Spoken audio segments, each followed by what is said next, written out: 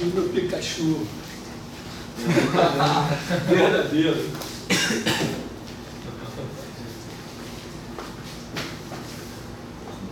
Então vamos começar oficialmente os números reais, voltando em cima do que a gente fez na aula passada. Então, assim, R igual ao conjunto dos S inciso Q, essa é uma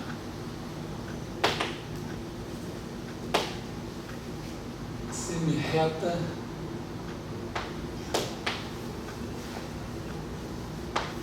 à esquerda,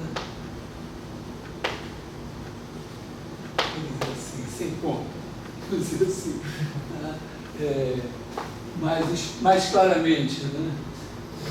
S pertence a R, significa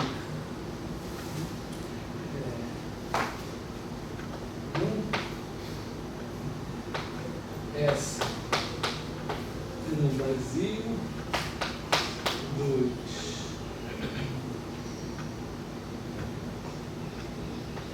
P pertence a S, P menor que P pertence a S,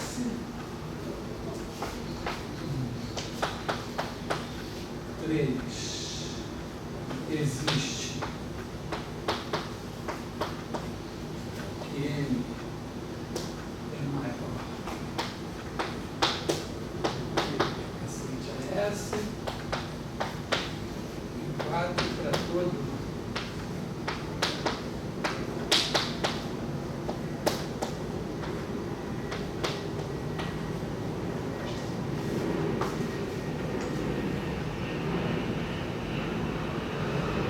está justificado pelo fato de que nada nas 3 seguintes implica que essa é não vazia. Então, tinha que botar o S diferente de vazio. A segunda é para dizer que S vai até a menos infinito. E a terceira é para garantir que não é a reta inteira. E a quarta é para excluir a possibilidade de você ter a semi-reta aqui dos racionais menores do que 2 e dos menores ou iguais que 2 representariam o mesmo número. Então, para ter um só, a gente está exigindo que ela não tenha ponta. Então, são essas. Então, claramente, né, a gente tem aqui o Q, não dá para distinguir o Q do R, se você desenhar. E aí você tem aqui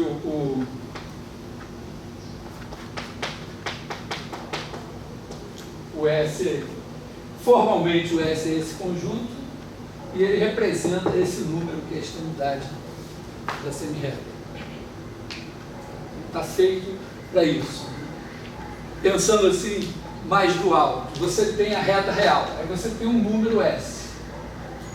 Se você pegar todos os racionais menores do que S, eles definem exatamente uma semi-reta assim, e ela caracteriza o seu número S, mesmo que ele não seja racional.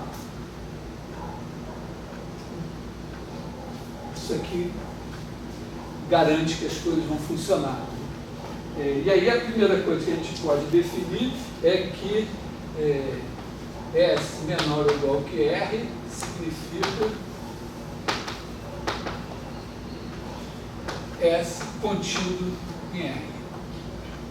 Coisa extremamente simples. E como a gente já sabe, que a relação de inclusão é uma ordem, isso aqui já é uma ordem. Só que para, vamos dizer, nos subconjuntos de Q, a inclusão não é uma ordem total. Não é garantido que dois subconjuntos de um mesmo conjunto são comparáveis. A gente pode ter até uma interseção e não serem iguais. Mas aqui está claro, né? Espero que esteja claro, deve ser fácil de mostrar que essa ordem é total. Se existe, imagina assim que S e R distintos.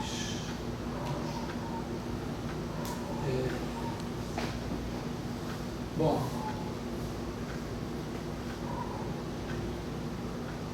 primeiro, vamos dizer assim, se eles são distintos, é porque tem algum elemento em um que não está no outro. Então, digamos assim, que existe um certo P pertencente a S, tal que P não pertence a R. Ou existiria um P em R que não está em S, que não dá no mesmo, vamos supor, uma coisa assim. Então, vamos fazer o nosso desenho. Está aqui o nosso P. Está claro que não pode ter nenhum elemento em R acima de P. Então, daqui implica que para todo que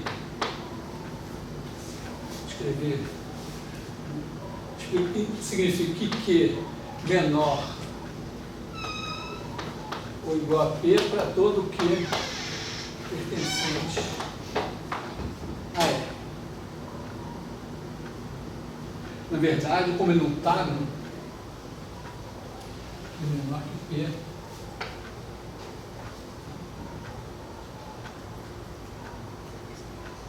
Bom, isso já garante, né? Isso já garante que o R está contínuo em S.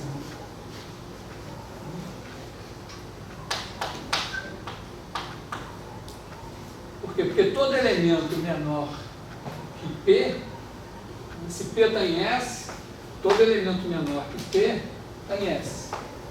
Se todo elemento de R é menor que P, então todos eles estão em S. Isso implica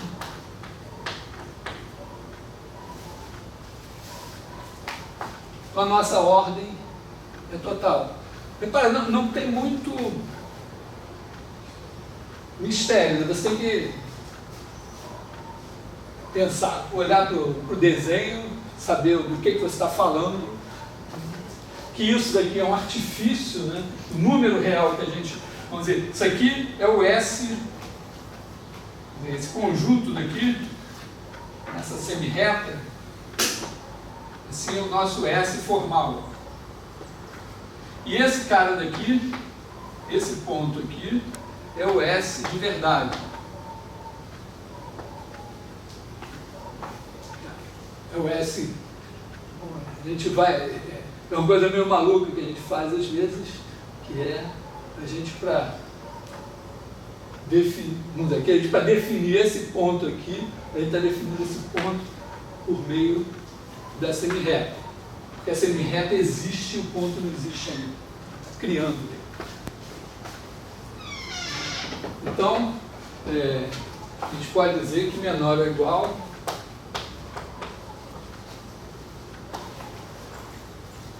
é a ordem total em R.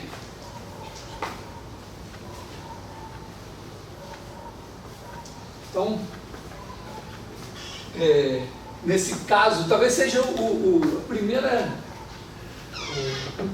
vez que a gente faz isso, né? Porque ele definiu os naturais, começou pelos axiomas de Peano, aí definiu a adição, E com a adição a gente definiu a ordem.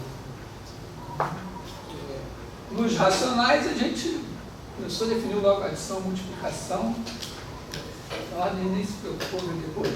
Mas aqui nos reais é natural, a gente com essa definição, é natural começar definindo a ordem. Se fosse consequências de Cauchy, o natural seria logo definir a soma e a multiplicação. Bom, então, vai ser a ordem total. E segunda coisa que a gente pode provar é que vale a propriedade do Supremo. Então, propriedade, vamos botar assim, propriedade 13, que é, vamos dizer, eu me lembro desse número, se não me engano, 13, que a gente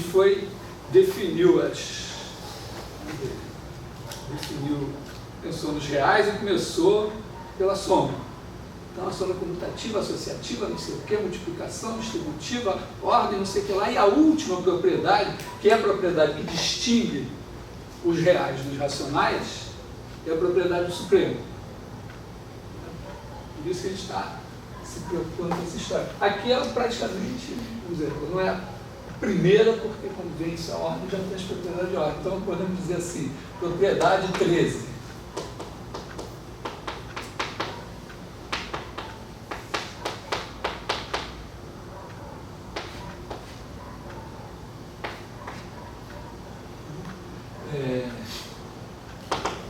A propriedade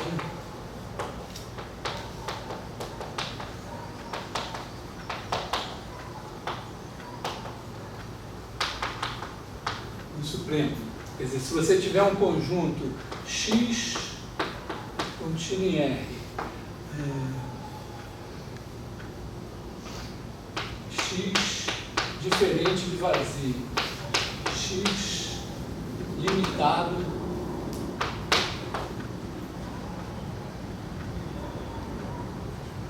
anteriormente, assim, então existe S, não necessariamente em X, mas em R, dito o Supremo de X,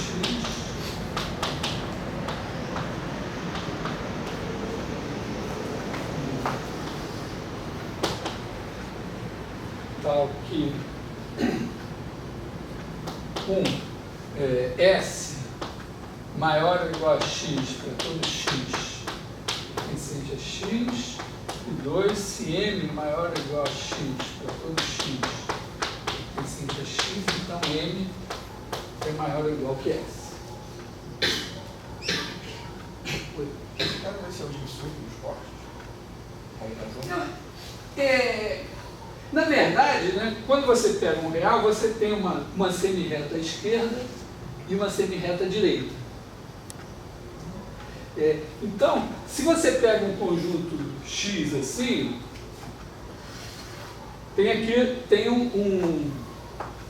ele é limitado superiormente. Então tem algum M aqui que está acima de todos os elementos de X. Todos os elementos de X estão aqui. Não necessariamente eles são intervalo, nem nada, mas está aqui o X. Então, se você considerar, olhar para o X, ele está limitado superiormente, tem aqui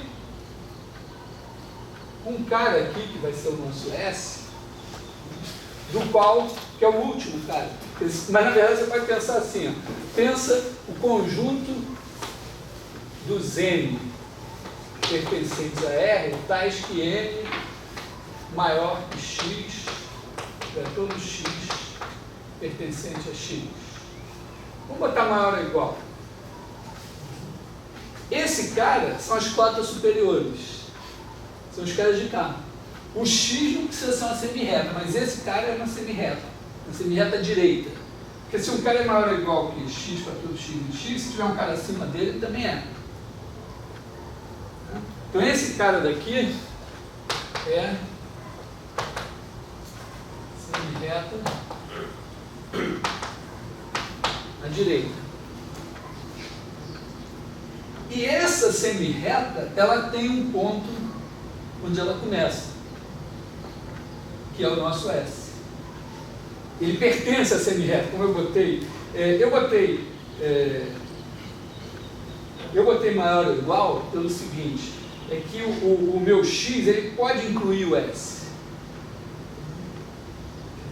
Então, se eu botasse maior, ficava a semirreta sem o S. Mas o x poderia não incluir o S. Se eu botasse maior, ele estaria na semirreta.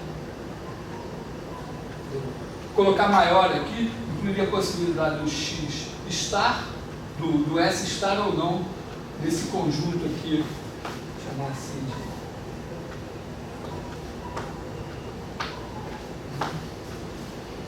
Quando eu boto maior ou igual, se o S estiver no X, não tem problema, ele vai estar no S barra também. Se não tiver no X. Então, esse S barra, ele é... O S barra é uma semirreta, assim.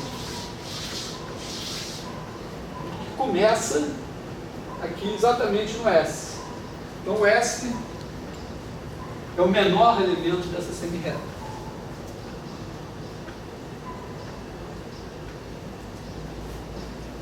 Só que agora ele existe.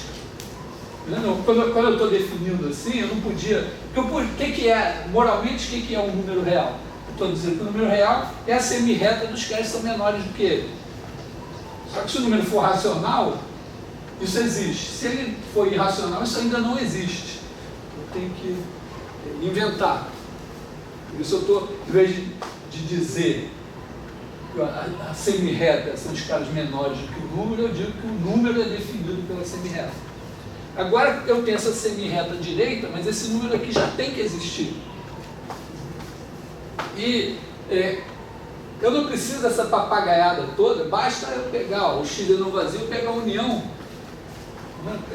Cada elemento de x, ele é uma semirreta à esquerda. Então, na verdade, esse cara é uma semirreta à esquerda, outra uma semirreta à esquerda, outra semirreta à esquerda. Se eu juntar todos, eu tenho essa semirreta aqui que vai definir o S. Então, demonstração.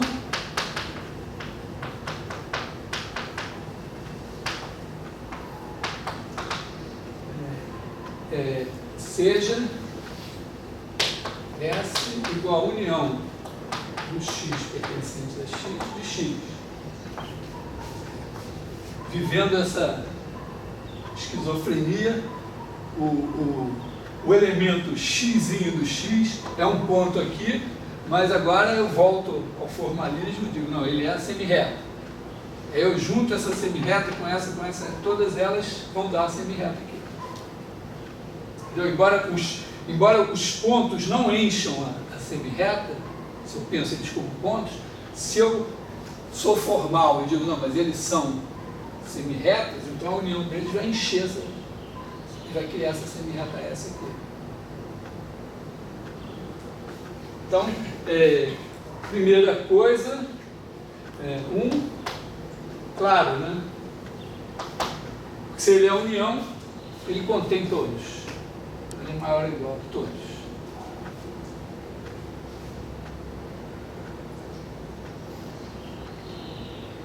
Então, 2. Se um cara contém todos, ele contém a união. Também. Você tem uma união de conjuntos. Um cara que contém todos os conjuntos que estão formando a união. Porque se ele contém todos os conjuntos que formam a união, ele contém a união. Então, claro. Então, a propriedade mais difícil não tem nada. Mas isso é uma coisa muito importante para a gente ter presente em matemática. A coisa mais importante na matemática são as definições. Porque a matemática se faz de trás para frente. Você acha alguma coisa quando você chega ao ponto de achar que uma determinada coisa, é muito claro que seja verdade, deve ser verdade, o trabalho todo é voltar para trás. Na demonstração é o quê? Você parte de algumas coisas que são verdades estabelecidas, faz algumas definições e a partir daí você constrói uma cadeia de argumentos lógicos. Então o trabalho é voltar para trás. E aí você vai voltando para trás e às vezes você não. Ou você tenta começar daqui e não chega, ou você volta para trás e chega mais alguma coisa. Você vai buscando um caminho. Na hora que você chega na definição correta, uma boa definição, ou às vezes uma boa definição implica uma construção de toda uma teoria, que é uma cadeia de definições e resultados básicos, até que dali o resultado é óbvio. Então, nesse sentido, eu posso dizer, poxa, essa definição é boa. Bom, a gente já trabalhou, pelo menos aquele sofrimento todo do lema de Zorn, não sei o que da ordem, pelo menos deve ter servido para tornar isso aqui óbvio. Diante daquilo tudo, isso aqui. Então, acho que essa definição é boa nesse sentido, ela torna a demonstração do principal resultado extremamente simples. Coisa. Tem dificuldade de visualizar que isso funciona bem quando o S está fora do X.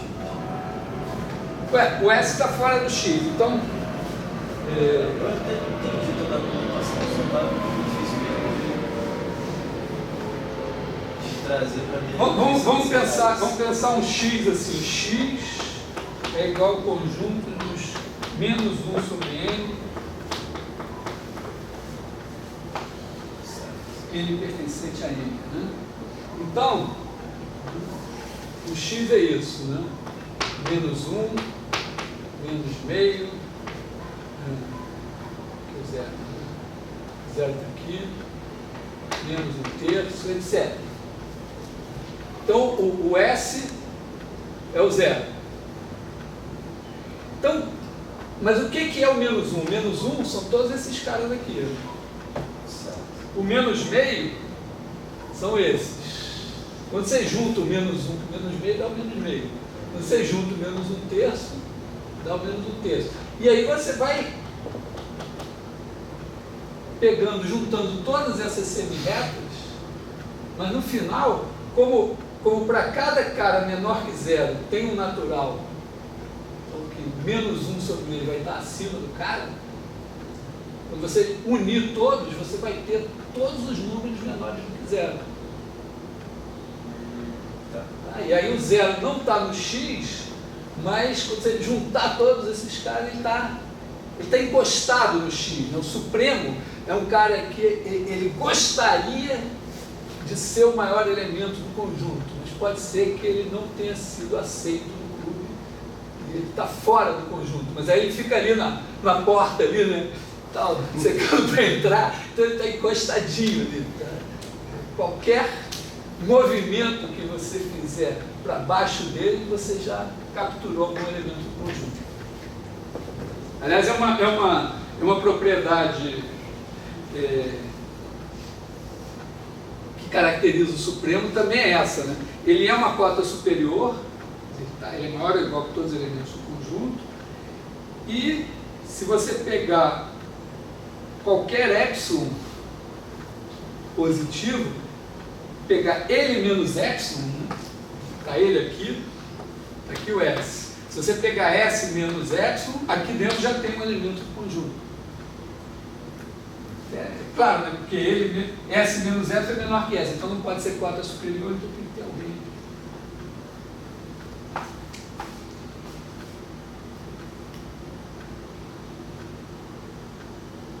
Legal? O mais importante aqui não é checar o que eu escrevi e dizer, está certo. É você ter isso na sua alma. Você mesmo ter um entendimento do Supremo, que você tem várias maneiras de pensar nele. Bom, aí agora tem uma burocracia de construir. Nós já temos a ordem construída e a burocracia vai construir as operações. Não sei se eu vou realmente fazer toda essa burocracia.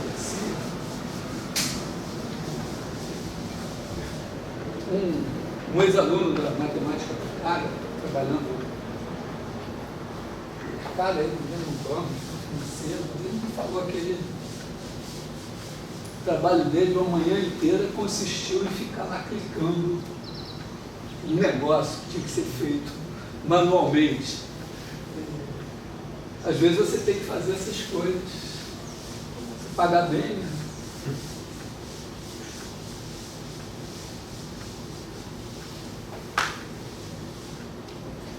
Então, vamos ver. Então, a soma também é clara, né? Se você tiver aqui S e R, o S mais R, os caras são menores que S mais R, quer dizer, o S mais R vai ter algum lugar aqui, ou para cá, não sei, né?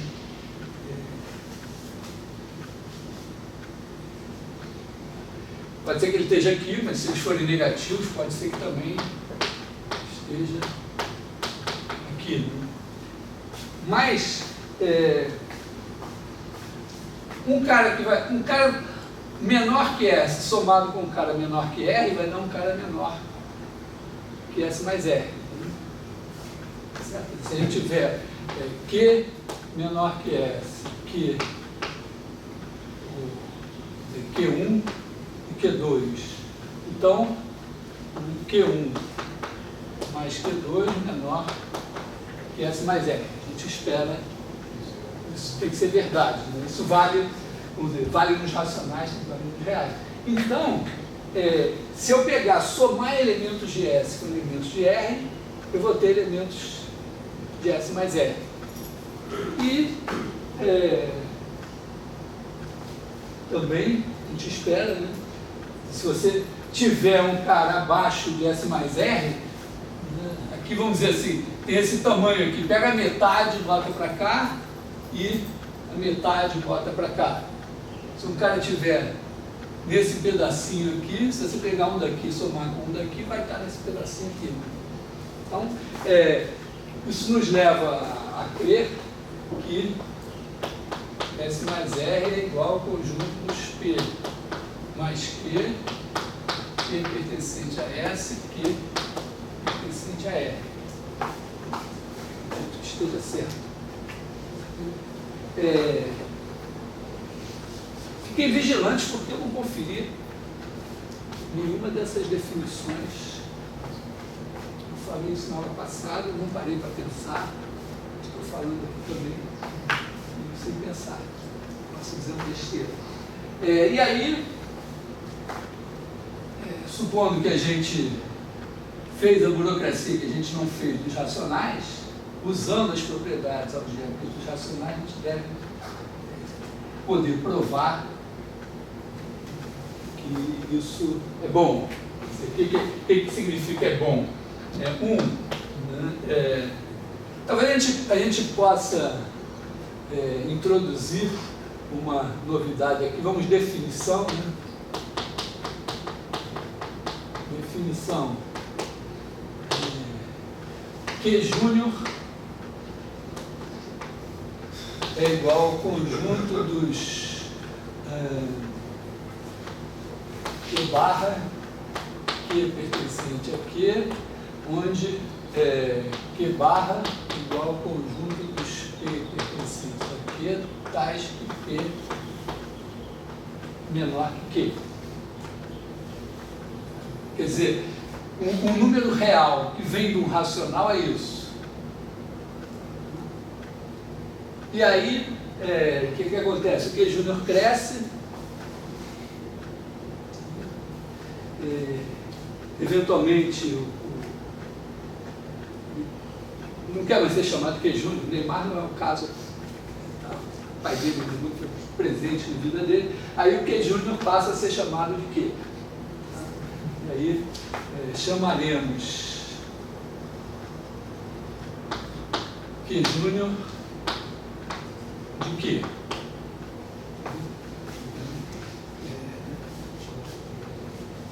E Q barra de quê? Então, só para dizer o seguinte, né? Bom, vamos ver aqui. Propriedades, então, a gente tem que ter S mais R igual a R mais S, essa é óbvia, né? Segundo, S mais R mais T igual a S mais R mais T, deve vir da associatividade lá. Terceiro, S mais 0 é igual a S, quer dizer, onde 0 é o zero barra, né? São os caras menores que 0.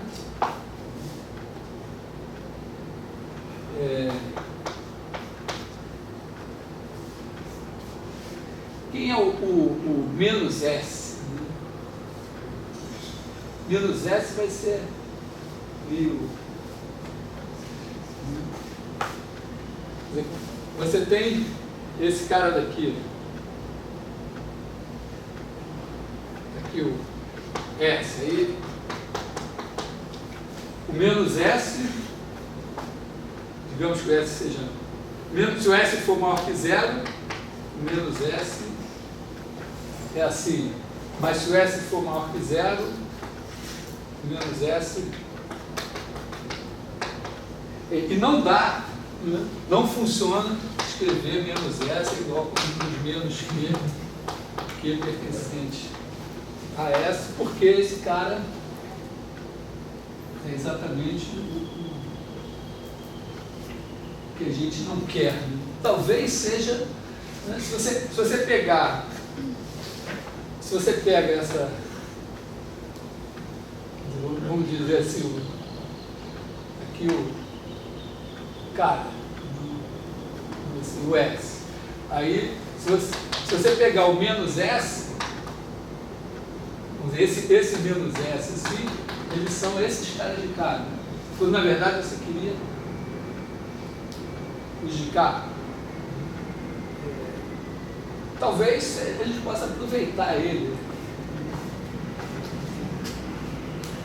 Na verdade a gente queria os caras que fossem menores que todos esses, mas ainda tem um cara que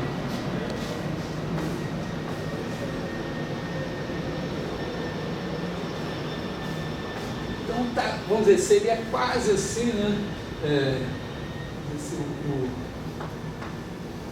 O menos S ainda seria o Q menos o conjunto dos menos Q. Tem um cara, entendeu? Assim, nessa definição aqui, tem um cara que não está bom aqui, que é o, no caso do S ser um número racional, tenta parar de ficar.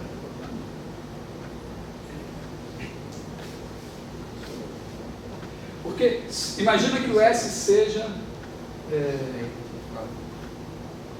vai ficar fechado. Vamos dizer, que o S seja um número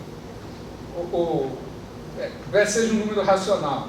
Então você pegou aqui o menos S, ele não está nesse conjunto aqui, né? Porque o S está aqui, ele não está aqui e ele também não está aqui.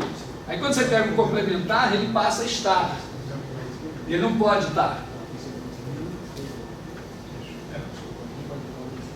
Então a gente ainda tem que resolver esse probleminha. De maneira... vamos dizer, poderia dizer que é isso se S, dizer, é isso aqui, ou dizer assim, é igual a isso se S não pertence aqui e Q menos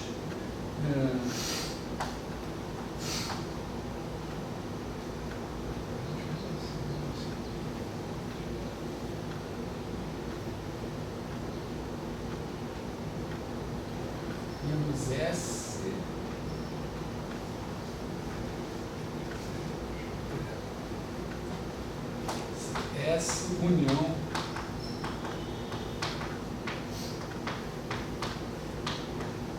só tá chato aqui, porque aqui nós temos um problema, né? Porque aqui quando a gente... Esses Qs aqui são Qs do antigo Q. E quando eu digo que S pertence aqui, o S está no novo Q. Certo? Entendeu? Esse aqui é o Q Júnior. Vamos botar o sobrenome aqui. Hã?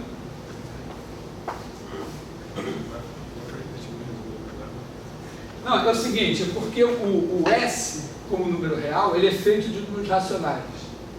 Quando ele é um número racional, se eu penso ele como o S júnior, ele é um conjunto de racionais nos reais. Mas lá nos racionais ele é um racional. Então fica meio dúbio. Então, que arrumar uma solução. Está razoável, escrito assim, mas cria uma solução mais elegante.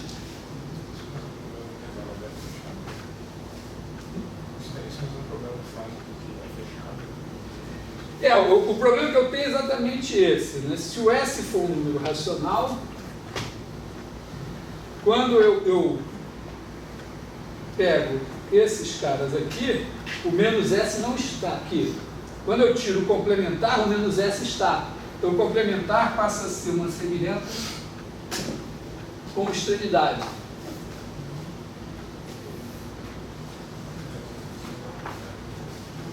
Ou eu posso até fazer uma solução esquisita, né? Eu pego esse cara daqui e pego a união dos reais que estão contidos nele.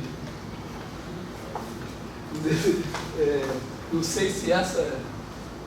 Vamos dizer assim, vamos chamar assim de menos Szão é igual a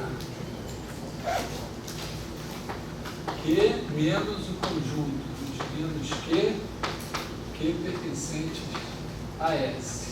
E menos S pequeno é igual à união dos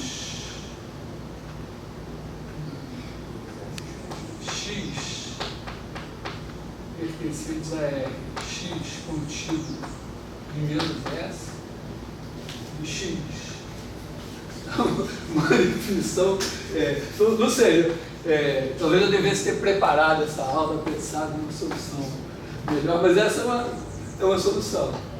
E aí, se vira aí e mostra que esse menos S mais S vai dar zero. Ou então encontra uma solução melhor. Então, exercício. Encontre uma definição para menos S. Exercício.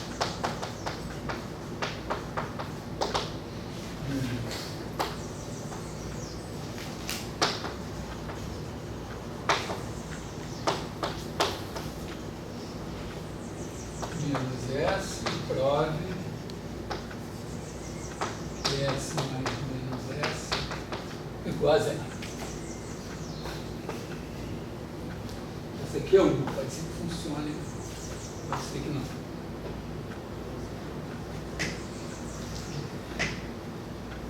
Bom, então essas aí são as definições correspondentes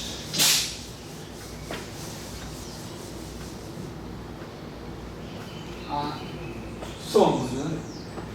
A multiplicação já tem de cara um problema, né?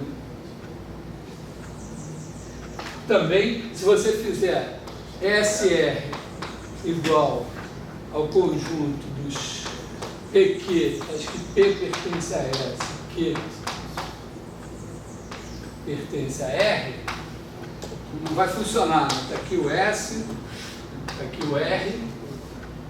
Aí tem negativos até menos infinito em todos os dois. Quando você multiplica os negativos daqui com os negativos daqui, você tem números que vão até mais infinito. Então, uma solução possível é você pegar só os positivos definir a multiplicação de positivos. Imagina que você tem aqui o zero,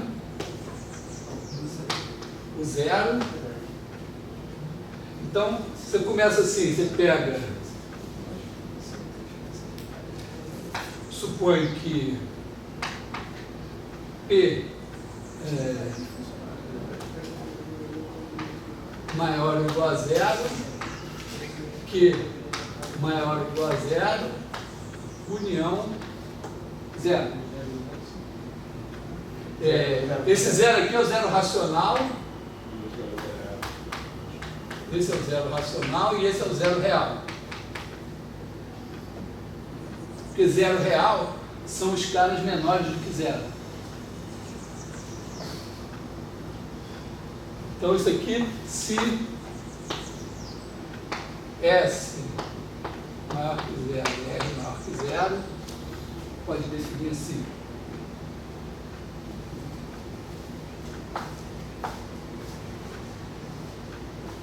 O que eu estou fazendo? Estou pegando esses caras, multiplicando por esses. Aí eu tenho o quê? Eu tenho aqui o zero aqui, e tenho aqui o SR, eu consegui todos esses aqui. Multiplicando o cara aqui por cara aqui, eu tenho todos esses. Agora, na verdade, eu estou incluindo o zero nessa história aqui. Então, faltam os menores que zero. Os menores que zero são os caras que definem o zero real. Por falta de espaço, eu ia botar aqui os racionais menores que zero. Então, vamos fazer a definição alternativa, reservando mais espaço. Né? SR é igual ao conjunto dos PQ, traz que P pertence a S, Q pertence a R.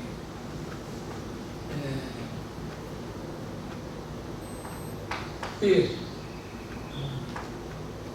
maior ou igual a zero, Q maior ou igual a zero, união, conjunto dos Q pertencentes a Q, tais que Q está assim, menor que zero. É bom que aqui, isso aqui permite que eu já faça S maior ou igual a zero,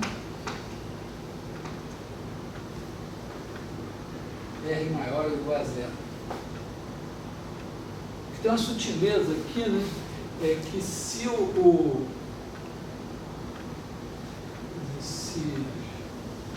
se os dois forem zero, tá bom. Só é algo do tipo dizer que o cara vai estar em SR se tem algum dos dois elementos de S ou de R que está acima dele. Eu pensei nisso, mas tem os negativos.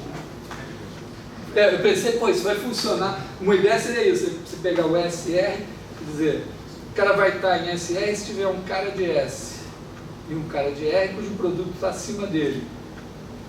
Mas não resolve o problema dos negativos, que é o problema. Você pode colocar que se o zero... Mas resolveria esse caso aqui, né, também. Você pode só colocar que se o zero está nele, o cara vai ter que ser maior que zero. Se o zero racional está nele, o cara vai ter que ser maior que zero. Ao invés de fazer esse produto meio que, no caso em que o zero está no conjunto, o P tem que ser maior que zero, ele só está no conjunto. Tá, mas tudo bem, mas aí os negativos continuam de fora. Né?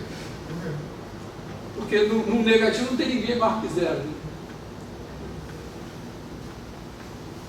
Sim, não. É só se o zero está no conjunto que você coloca o P maior que zero, senão você coloca só o P está no conjunto. Para você fazer os dois positivos.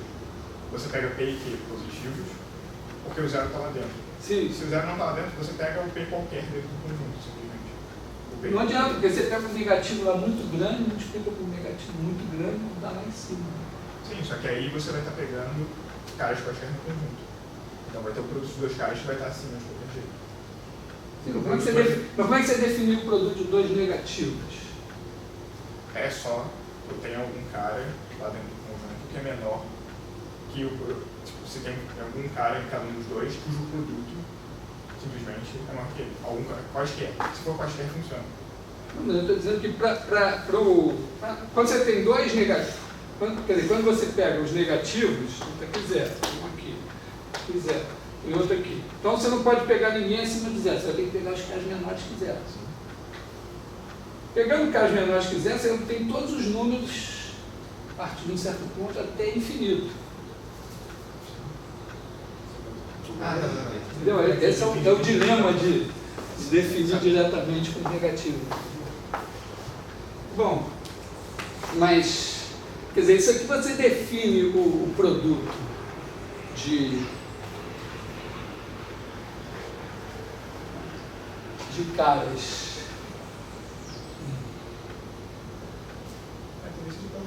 Acho que aqui também pode ser maior ou igual a zero, maior ou igual a zero.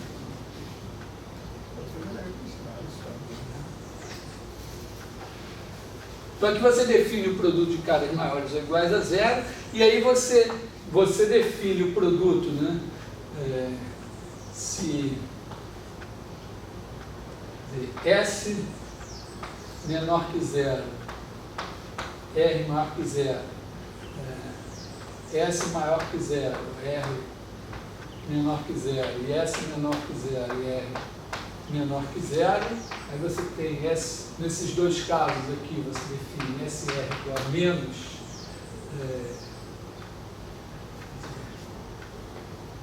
vou ter que botar, eu não tenho módulo ainda, né? Eu vou botar assim, esse daqui vai dar SR igual a menos S, R. Aqui você vai ter SR igual a menos S menos R. Isso aqui você vai ter SR igual a menos S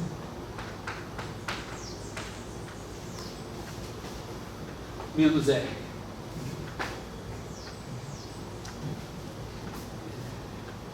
E aí agora se vira e prova as coisas aí.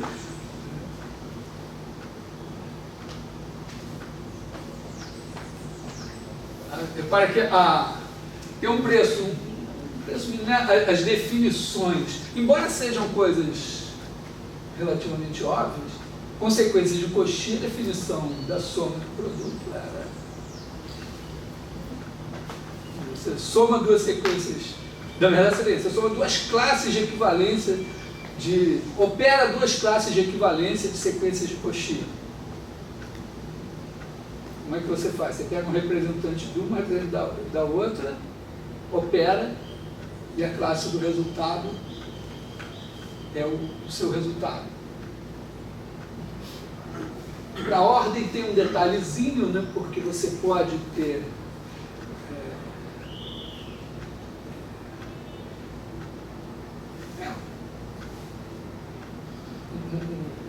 um detalhezinho só assim, quer dizer, não vai ser nada grave, não vai influir na definição, mas você pode ter duas sequências de Cauchy, tais que uma é estritamente maior que a outra, todos os pontos, e elas definirem o mesmo número.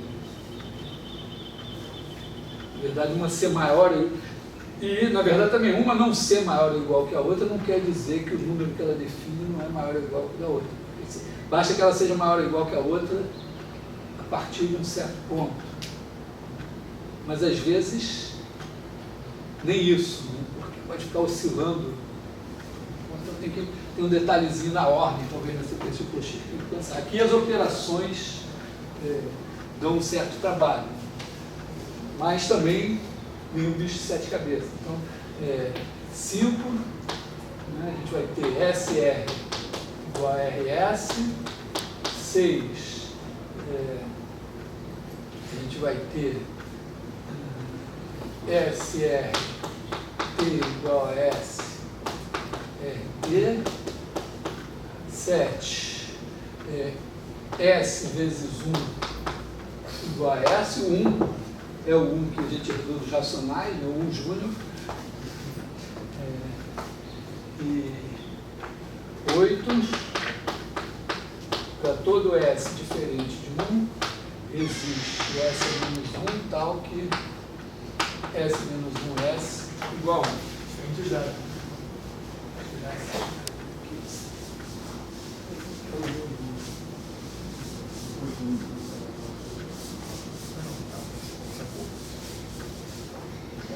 Então,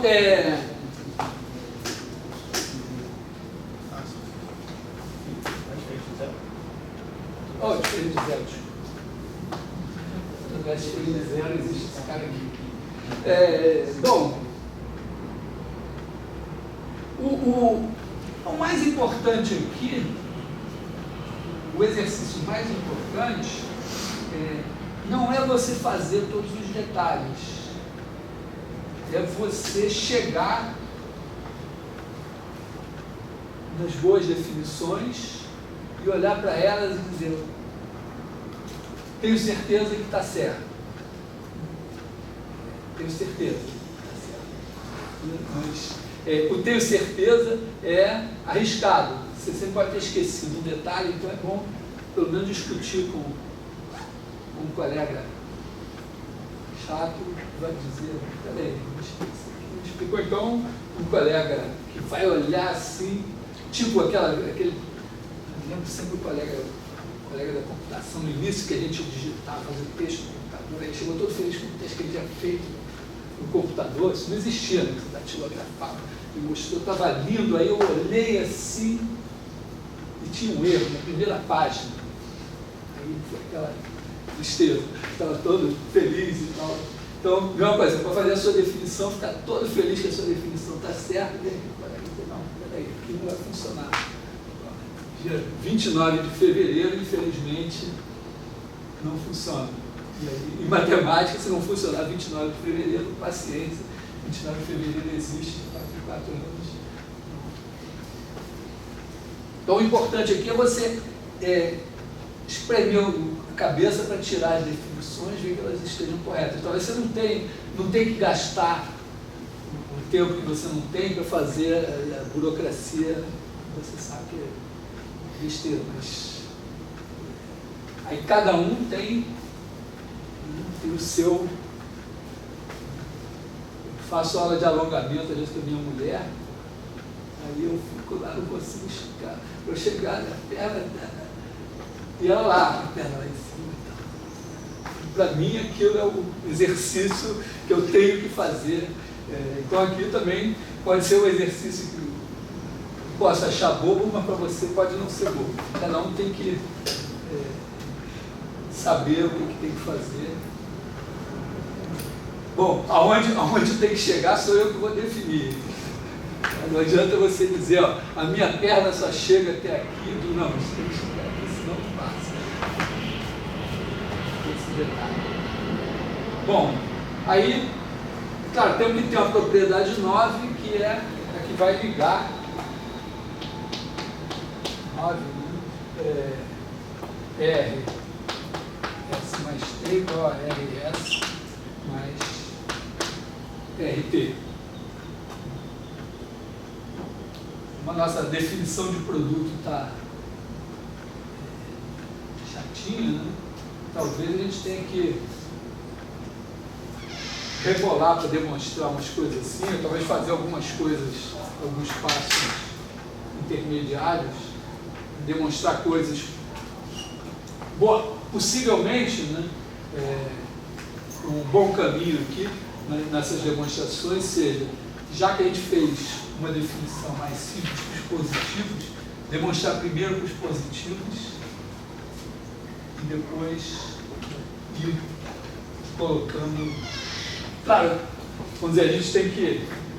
Aqui tem uma propriedade. Vamos reenunciar as propriedades da ordem.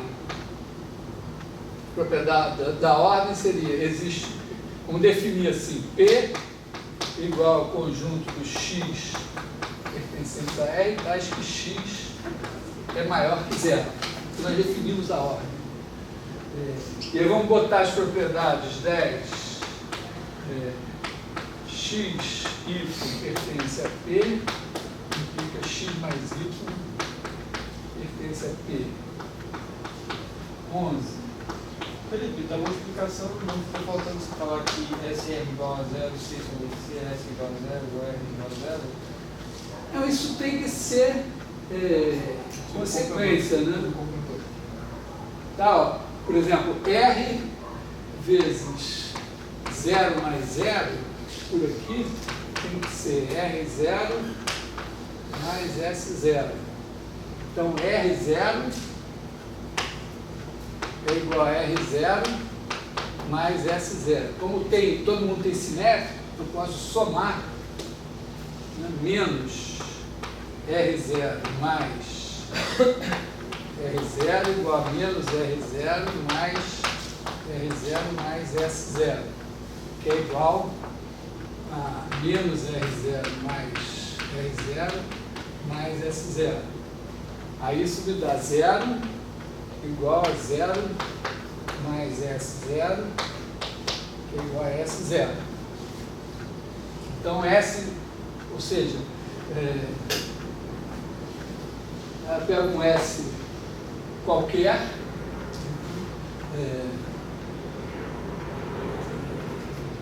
pega um S qualquer, pega um T, por exemplo. Então, aqui era R, desculpa, aqui era R0. R0, isso aqui era R0. Botei um S aqui que não tinha.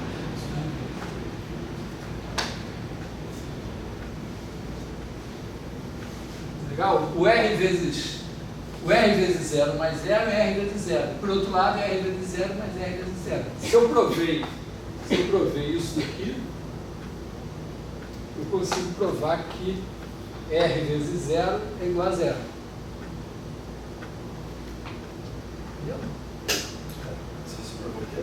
Se eu tenho essa propriedade daqui, e tenho essa de existir, aqui, eu não disse, né, mas menos S mais S igual a 0. Todo real tem um simétrico, que é o que me permite cortar.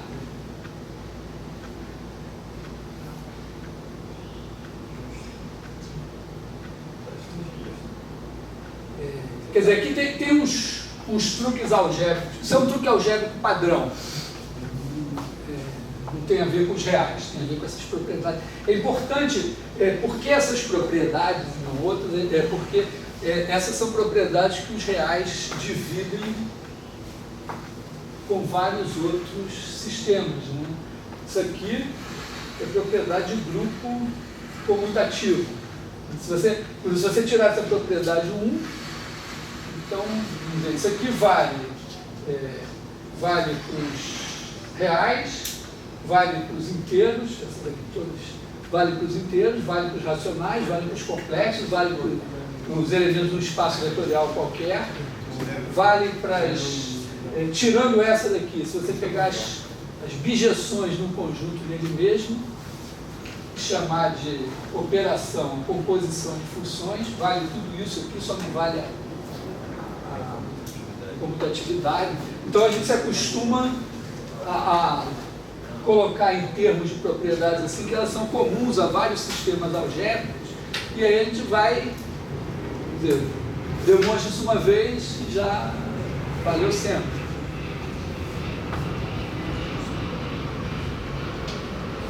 Aqui também, mesma coisa, tudo isso aqui, quer dizer, vale até aqui, vale para os inteiros. Se você tirar isso daqui, por exemplo, se você pegar matrizes quadradas, vale tudo isso aqui não vale, mas isso vale, daqui, aqui não vale, aqui vale. Então, tem já e aí tem nomes, você dá nome de grupo, anel, corpo, não sei o que e tal, quando vale alguma coisa, anel de divisão, domínio de integridade, não sei o que, nomes algébricos que são jargão referente a essas coisinhas. Bom, então você tem isso aqui. Então, em vez de enunciar as propriedades da ordem da maneira habitual, eu escrevi assim, tem uma certa economia nisso daqui, né? Que você tem x, y pertence a P.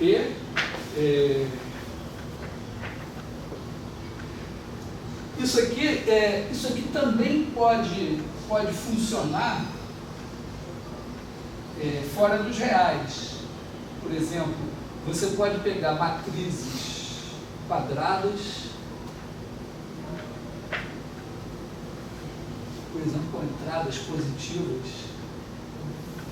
e aí a soma de matrizes com entradas positivas e entradas positivas, o produto com entradas positivas, ou em alguns casos, vamos dizer, positivos, alguma coisa assim, para vetores, isso aqui você não teria, mas teria isso. Tem outras situações em que isso aqui pode ser interessante, né? Por exemplo, para funções a valores em R, se você pegar as positivas, quando você multiplica duas positivas é positiva, quando você soma duas positivas é positiva, mas a ordem das funções a valores reais não é uma ordem total. Você tem uma função assim e outra função assim, nenhuma das duas é maior ou igual que a outra. Então, você tem uma ordem, mas não é total, mas essa ideia de positivo se mantém, né? Pode ser legal. Propriedade 12, essa propriedade 12 aqui já não vai valer, né? Mas, uma e só uma de x pertence a P, menos x pertence a P, x igual a zero.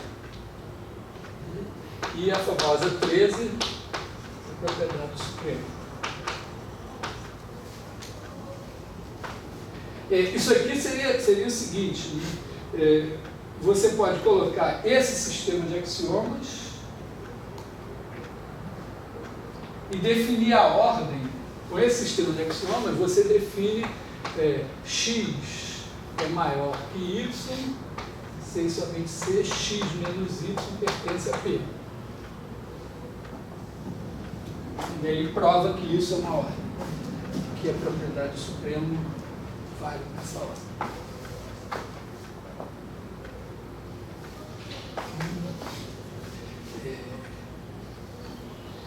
Mas, com certeza, ó, até aqui, até a propriedade 12, os racionais têm. Você pode ter certeza, né? Uma vez que você vê isso, que os reais têm as propriedades de 1 a 12 e os racionais também, você pode ter certeza que jamais você poderá demonstrar alguma coisa que vale nos reais e não vale nos racionais sem usar essa propriedade aqui. Ou alguma outra que vai sair dela. Então, é mais ou menos assim, não existe nenhuma demonstração mágica do teorema do valor intermediário que não use alguma coisa pesada dos reais, ou seja, propriedade suprema, intervalos encaixantes, sequência de Cauchy, alguma coisa, porque essa propriedade não vale nos racionais. Então não dá para demonstrar só algebricamente. É como, sei lá, chega um colega, às vezes eu tinha um colega algebrista, cabeça dura, às vezes dizia, não, tem uma prova inteiramente algébrica do teorema fundamental da álgebra. Não tem. Não tem.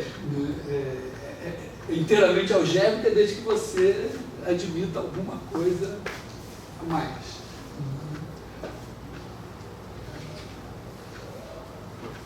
Bom, então, vou dar assim por entendido que nós temos os números reais. E nós estamos fazendo os números reais porque nós queremos, vamos dizer, não vamos perder de vista nossos objetivos maiores, né? Nós vivemos em 2016, ainda estamos talvez na fase, futurologia meio assim, devemos estar perto da fase de esgotamento do período de ouro da história da matemática, que é o período que começa ali no século XVII, mais ou menos, com o cálculo. Esse é um período de ouro dos gregos. Nós temos um período de ouro que vem do Renascimento. Você tem desenvolvimento, você chega no Renascimento com os números construídos, a leitura do livro do Simão Estevão lá me deu a certeza que lá em 1585 o cara diz, embora os gregos achassem que número é uma coisa, grandeza é outra, raiz quadrada, não, tudo é número, tudo isso é número, produção de gás. Ele já tinha a numeração de posição com infinitas casas decimais, então tinha os números reais construídos. A álgebra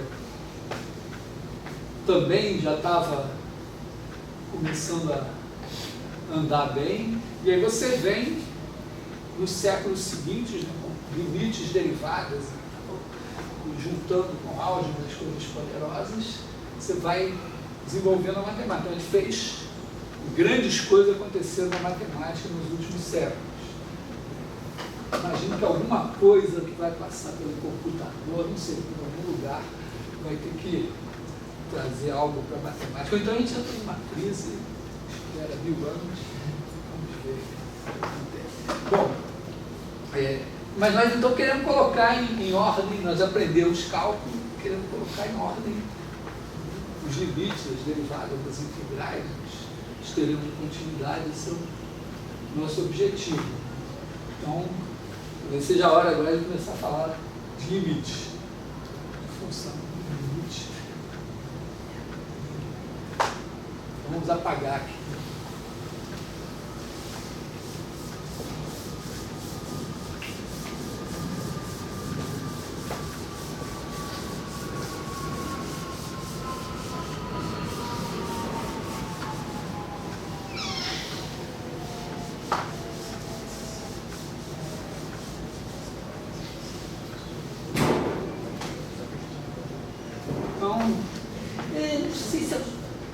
Falo só de limite de sequência, de limite de uma vez, de função e tudo.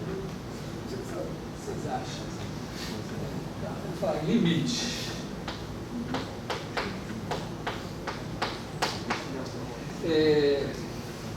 Vamos começar com sequência, né? Então, primeiro assim, né? Uma sequência. Também dito sucessão,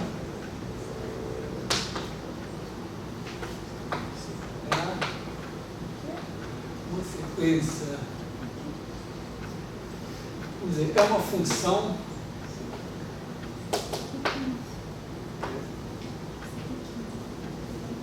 com domínio N. O contradomínio, se você quiser uma sequência de números inteiros, uma sequência de números inteiros, sequência de racionais, sequência de reais, de complexos, de vetores, de qualquer coisa.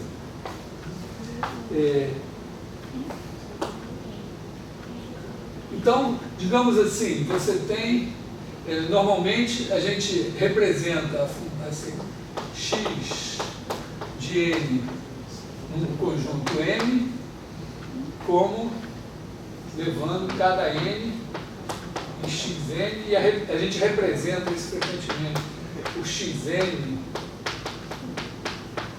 ou simplesmente xn. Assim. Geralmente a gente representa uma sequência assim, ou por preguiça, uma coisa assim.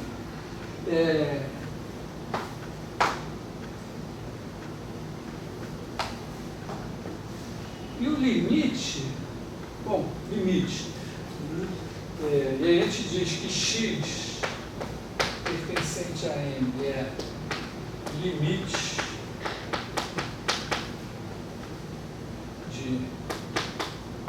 xn, quer dizer, a gente diz que o limite, quando n tende para infinito, de xn é x, ou simplesmente xn tende para x, se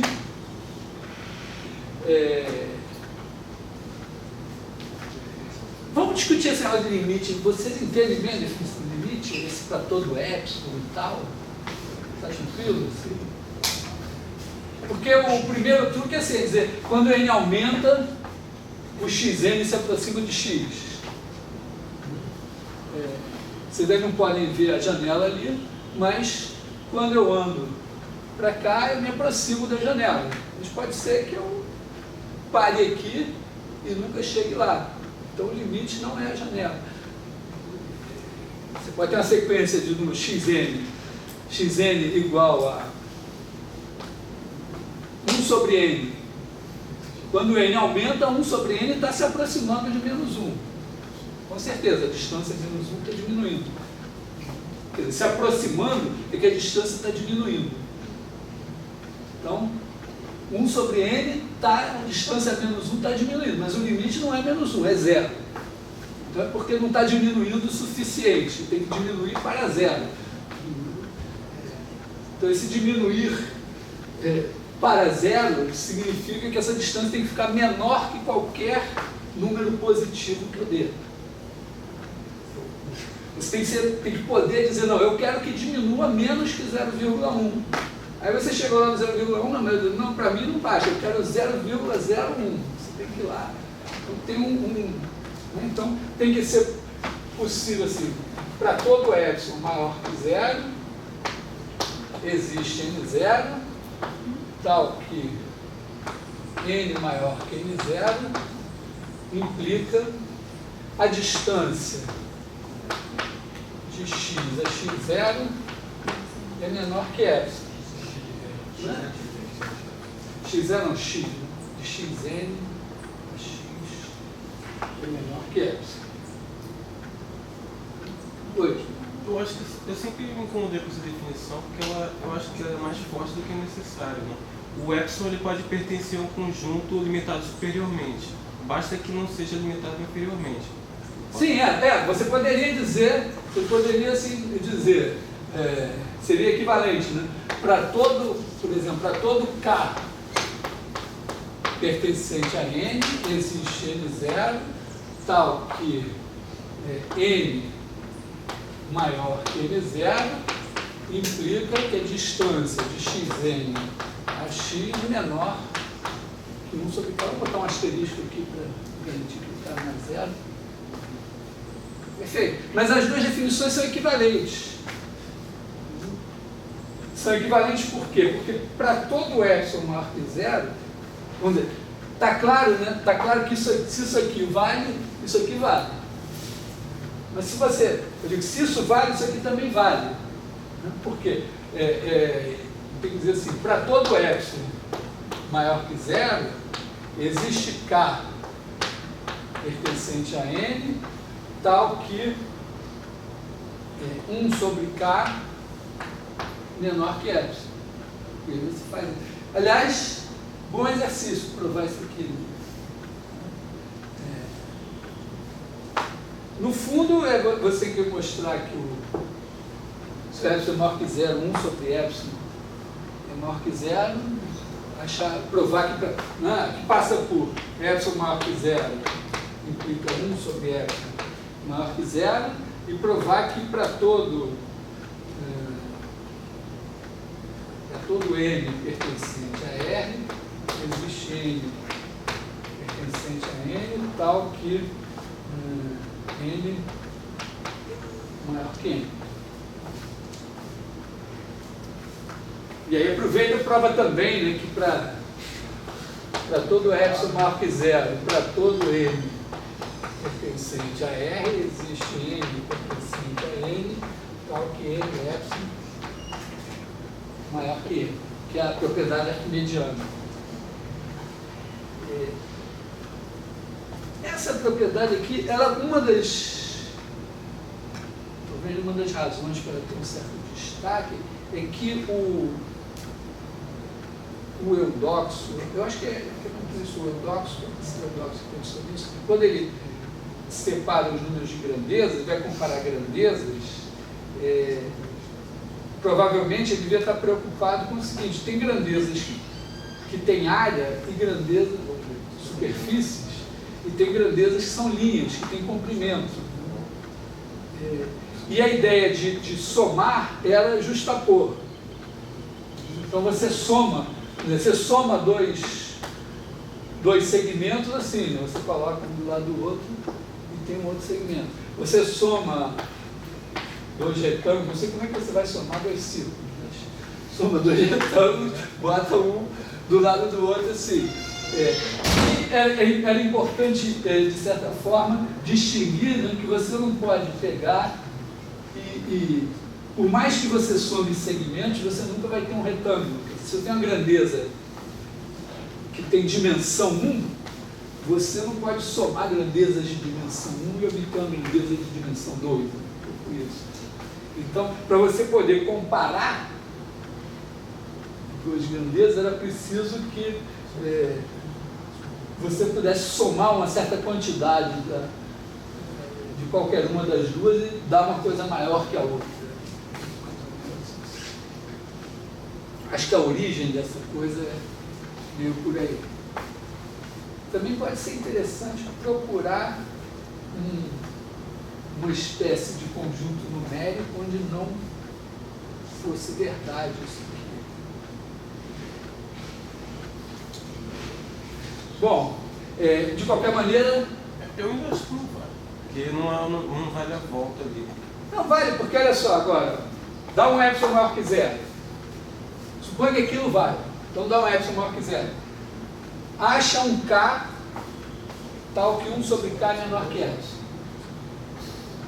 Aí para esse K, existe um N0, tal que se ele for maior que N0, esse aqui é menor que esse, mas esse é menor que epsilon. Então, você conseguiu.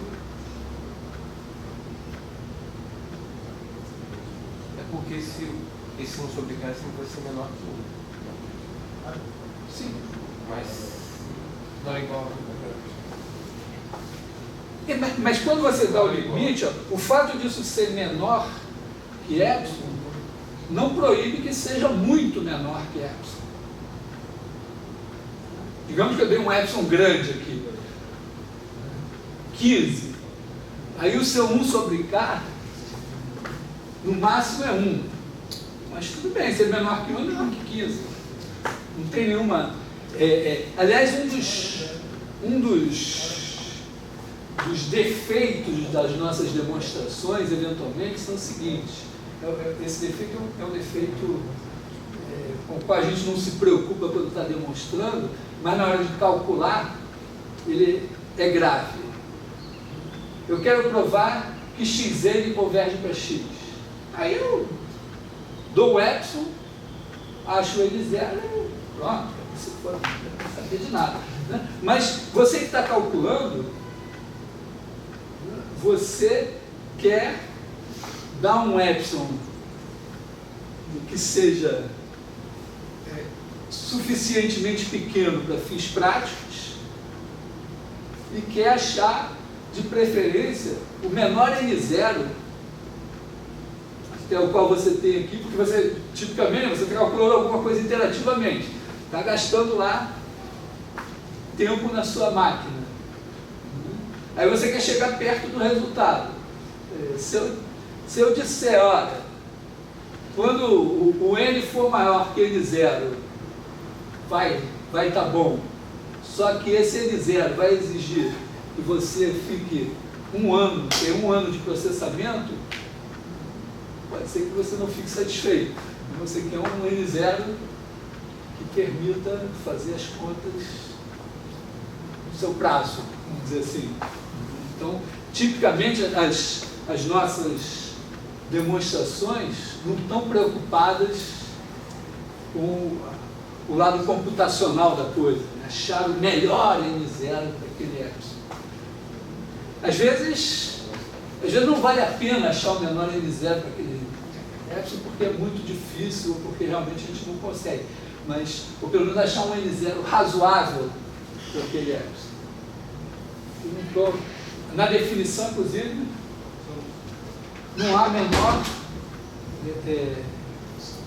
menção a isso. Demonstrou para demonstrar. Eu botei distância aqui de propósito, porque, na verdade, qual é a distância que a gente usa em R? Né? A gente usa a distância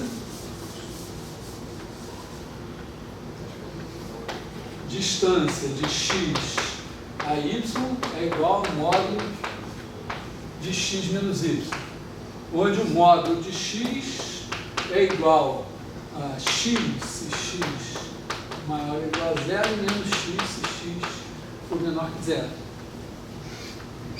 Mas está claro que para a definição de limite, a gente precisa, eu sei que eu estou mentindo, a gente precisa de uma distância. Na verdade, não precisa nem de uma distância, mas pode ser até uma coisa mais fraca. Mas claramente, se a gente tiver uma noção de distância, porque o limite em R é muito mais difícil você pensar limite na reta do que limite no plano, né? Porque olha só, o que significa isso? O que é o limite? Está aqui o x ele está pingando aqui, né? Aí você dá um epsilon. Aí você pega a bolinha de centro x e raio epsilon e diz, olha, eu quero que você me garanta que a partir de um certo N0, os caras todos pingam aqui dentro. Aí você deu o N0 e não, mas agora eu vou dar um epsilon menorzinho. Isso que eu digo, por melhor que você enxergue, é preciso que você veja a partir de um certo ponto os xn's todos iguais ao x. Assim, está claro que para entender a noção de limite, a bolinha aqui é muito melhor do que o intervalinho aqui, e que é a mesma coisa, é a mesma definição.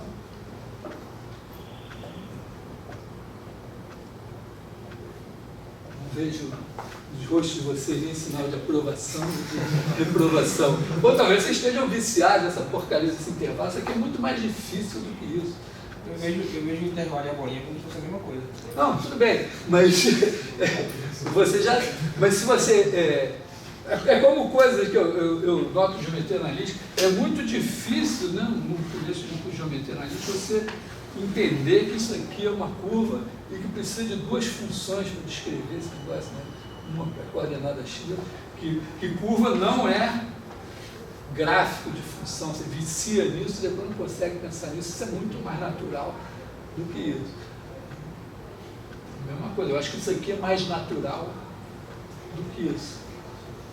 Eu estou falando isso pelo seguinte, eu acho que a gente pode gastar uns minutos só para discutir essa coisa, a noção de distância. Porque esse conceito de limite, então, a gente poderia fazer isso aqui, ó, em R. Quer dizer, botar aqui assim. Podia fazer em R2, em R2, você poderia definir a distância de x a y como sendo a raiz quadrada de x1 menos y1 ao quadrado mais x2 menos y2 ao quadrado em R2, ou simplesmente dizer que a norma de x igual a raiz quadrada de x1 ao quadrado mais x2 ao quadrado, e a distância de x a y seria igual à norma de x menos y. Claro, essa fórmula aqui é muito mais complicada do que essa, mas isso aqui, bom, a gente está aqui sobre os ombros dos gigantes. Então isso aqui vem do teorema de Pitágoras, vem da estudo da geometria analítica. Tá? Então isso aqui é a distância, né? Isso aqui é isso, né? Está aqui o R2 está com o plano, XY, a distância, o comprimento desse segmento. Se você tiver, num caso um pouco mais geral, imagina que você tem um espaço vetorial com produto interno. Então você pode definir a norma de x como sendo raiz quadrada do produto escalar de x por x, e a distância de x a y igual a norma de x menos y em espaço vetorial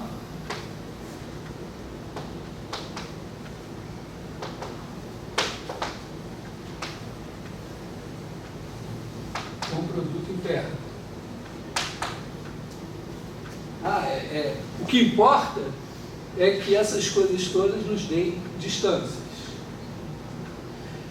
Um exemplo assim um pouquinho mais elaborado. Imagina que você quer definir que o seu conjunto onde você está vivendo é uma superfície. Uma superfície bonitinha, lisinha, né? Aí você pega 2 pontos na superfície, pega todos os caminhos, todas as curvas que ligam os 2 pontos e que estão sobre a superfície. Suponha que essas curvas são de classe C1, para simplificar, porque a superfície permite, essa curva de classe C1, primeira derivada contínua. Se tem primeira derivada contínua, você pode pegar o vetor velocidade, pegar a superfície em R3 mesmo. Pega o vetor velocidade, a norma do vetor velocidade, integra e você tem o comprimento de arco. Então, dados os 2 pontos, qualquer curva ligando os 2 pontos sobre a superfície tem um comprimento. Aí, o conjunto desses comprimentos é um conjunto de números reais positivos. Pode não existir o menor, mas o ínfimo. O ínfimo é o irmão gêmeo do supremo. Um é 10, outro é canhoto. Então, você poderia pensar assim, né? 4 em uma superfície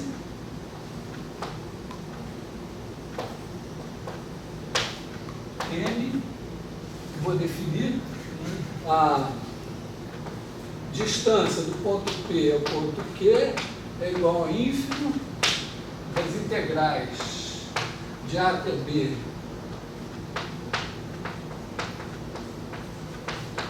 C de AB em C1, C de A igual a P, C de B igual a Q.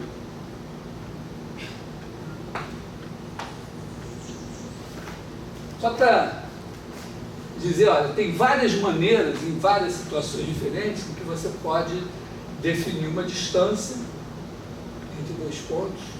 Então essa daqui vale em R, essa vale em R2, essa daqui vale em Rn até situações maiores, então essa aqui, na verdade, as duas aqui são casos particulares dessa.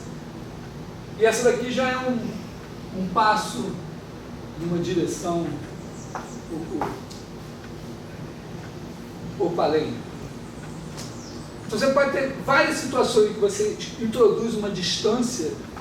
Nesses casos, os 3 primeiros é espaço vetorial, que você introduz uma norma, o tamanho do vetor, e a distância é a norma do vetor de diferença. Nesse caso aqui não tem espaço vetorial, a distância é medida sobre curvas.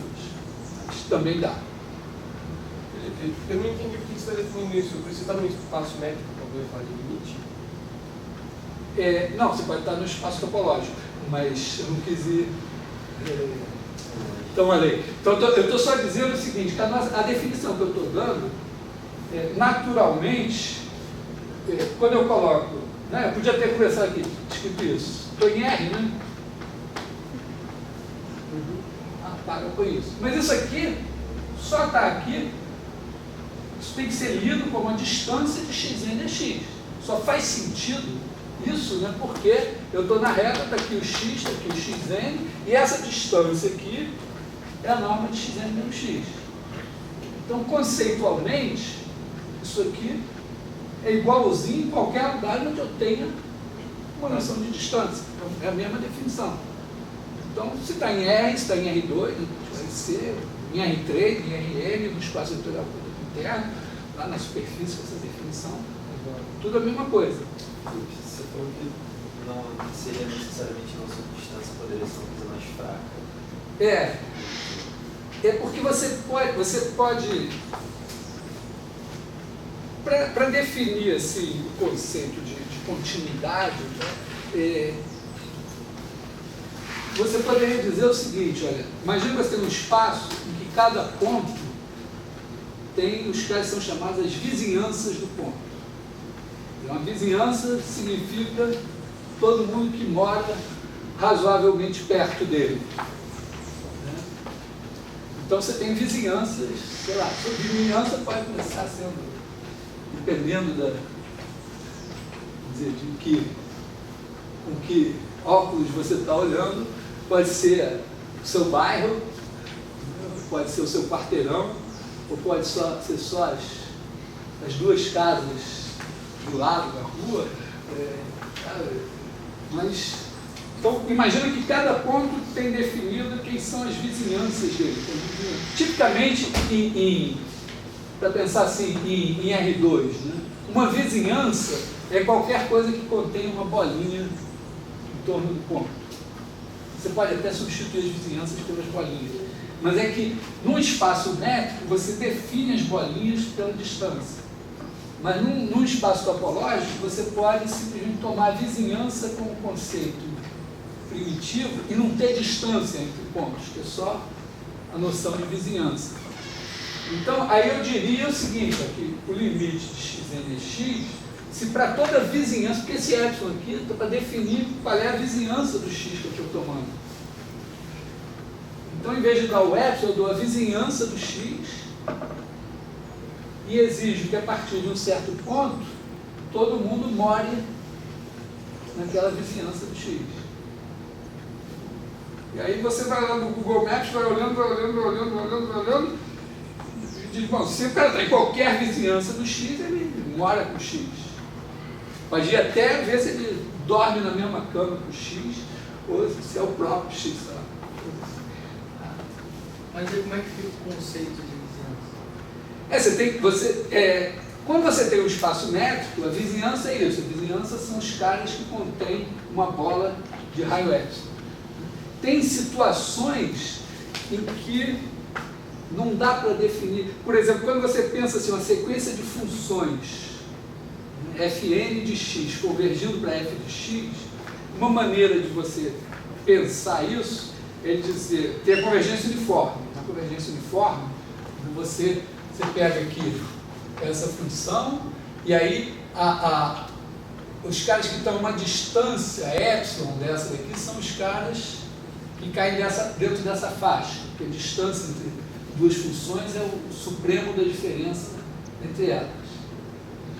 Mas, na convergência simples, você pode dizer que Fn converge para F se Fn de x converge para F de x para cada x. E aí você vai ter que definir uma noção de vizinhança, porque não vai ter uma distância que naturalmente te dê esse tipo de convergência. Exige um certo trabalho, mas é uma situação razoavelmente natural, né? Você dizer que Fn converge para F se Fn de x converge para F de x para cada x. E que aí já não tem uma distância que vai dar conta disso naturalmente. Ou, bom, em outras situações, eventualmente. A gente tem que pelo menos estabelecer regras que a gente espera de uma distância.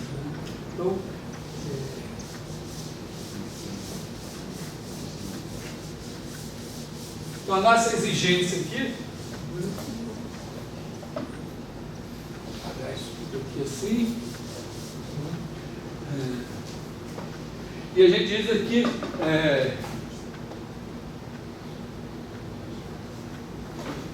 vamos dizer assim, M vai ser um espaço métrico.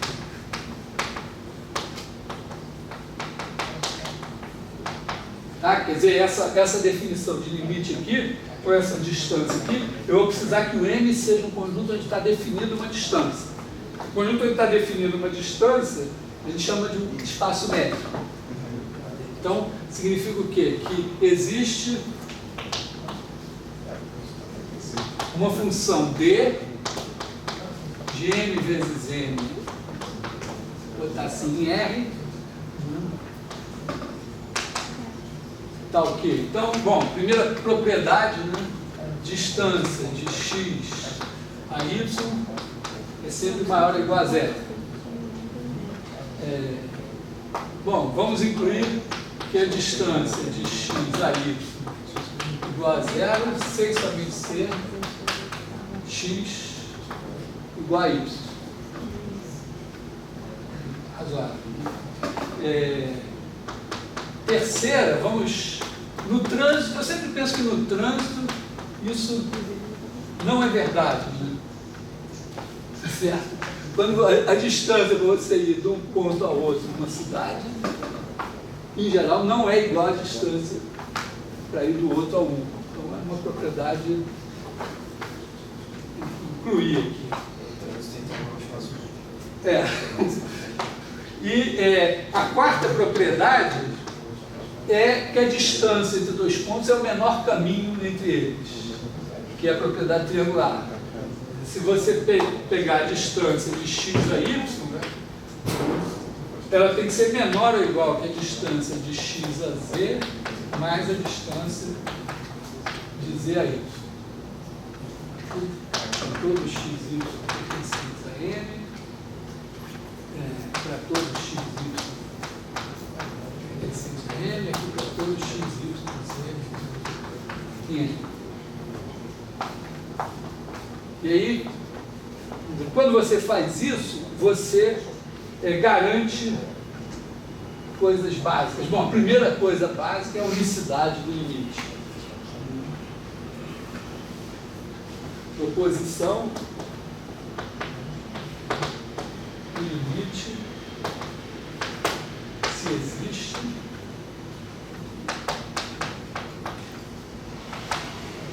é único. Por que ele é único? Porque se você tiver x aqui, x barra aqui, se os xn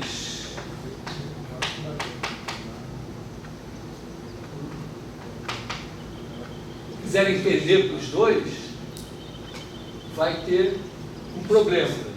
Não, o problema é que se você pegar a distância entre os dois, pegar uma bolota assim, a partir de um certo n0, todo mundo tem que estar aqui e todo mundo tem que estar aqui. Não vai dar.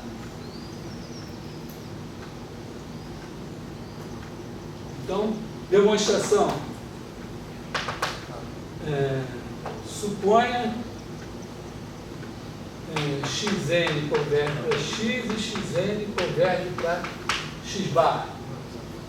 Tome epsilon igual a distância de x a x barra sobre 2.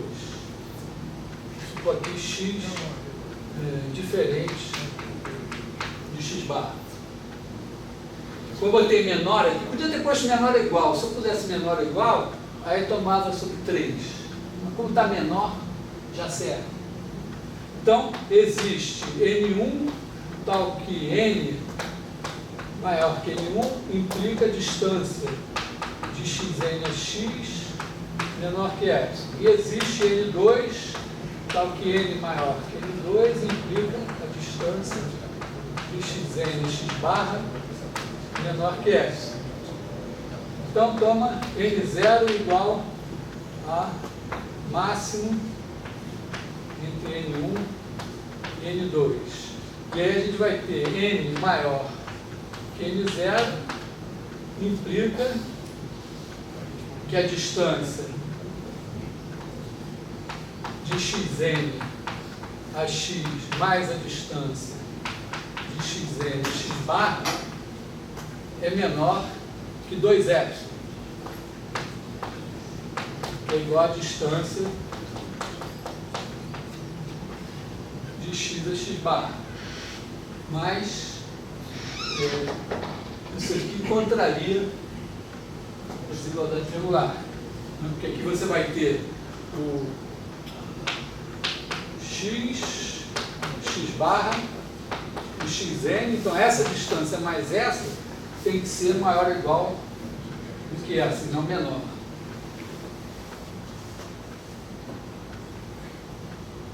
Estou só escrevendo essa ideia, né? Se para n é suficientemente grande, o cara tem que estar aqui. E para n é suficientemente grande, ele tem que estar aqui. E esses dois caras são disjuntos, não vai dar. Essa demonstração é a mesma que eu faria em R, só que a figura ia ser mais feia. Essa figura aqui é mais bonita.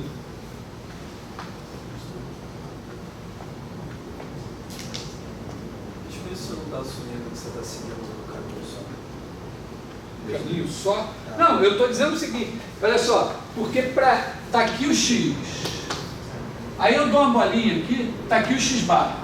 A coisa importante é que eu consigo uma bola aqui e outra aqui, que elas até encostam, mas são disjuntas. E aí eu sei o seguinte, que para n suficientemente grande eu tenho que estar aqui. E para n suficientemente grande eu tenho que estar aqui. Eu não posso estar nos dois ao mesmo tempo. Então isso vai ser o que a professora vai ensinar para as crianças de 7 anos daqui a 1000 anos, 500, 200. Não vai talvez entrar no detalhe que tem que fazer essa continha aqui. Não, o detalhe é que essa figura é tão evidente que a gente nem se toca que tem que provar. O que garante? O que garante que realmente essas duas bolinhas são disjuntas? O que garante que a distância de xn a x menor que...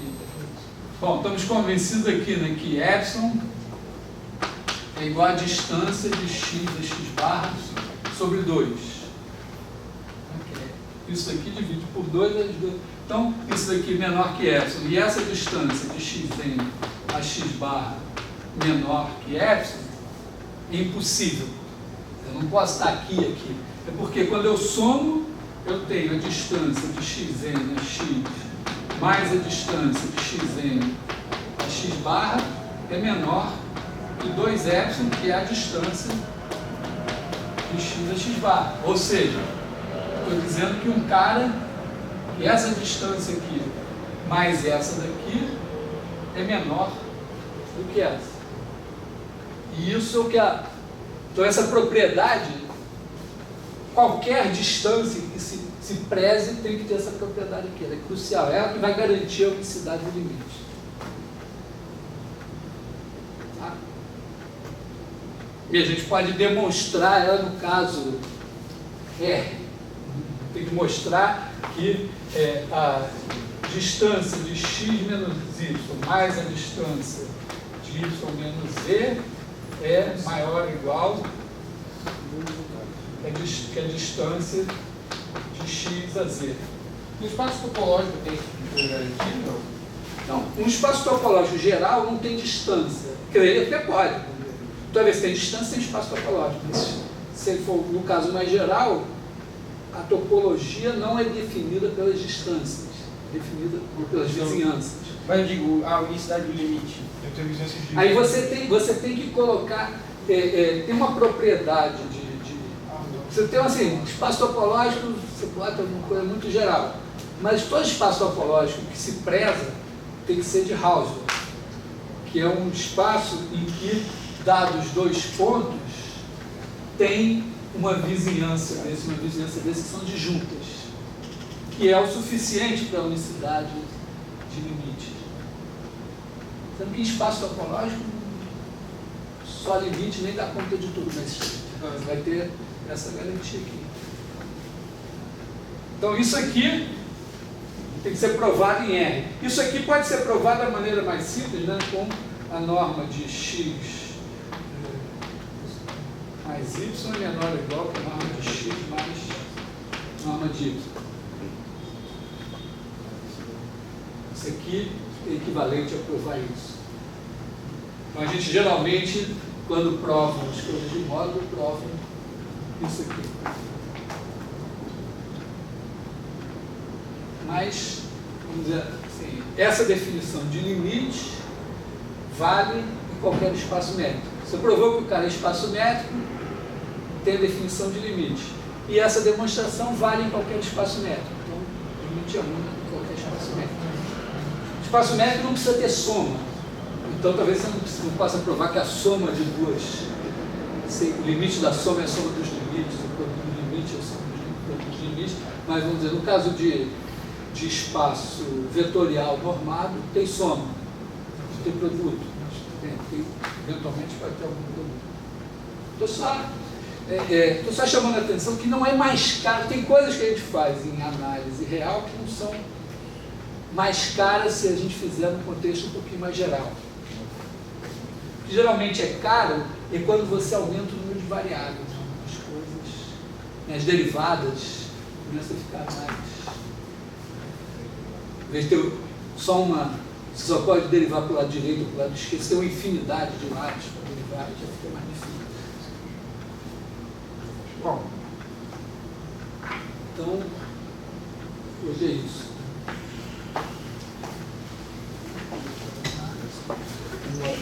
Chuva.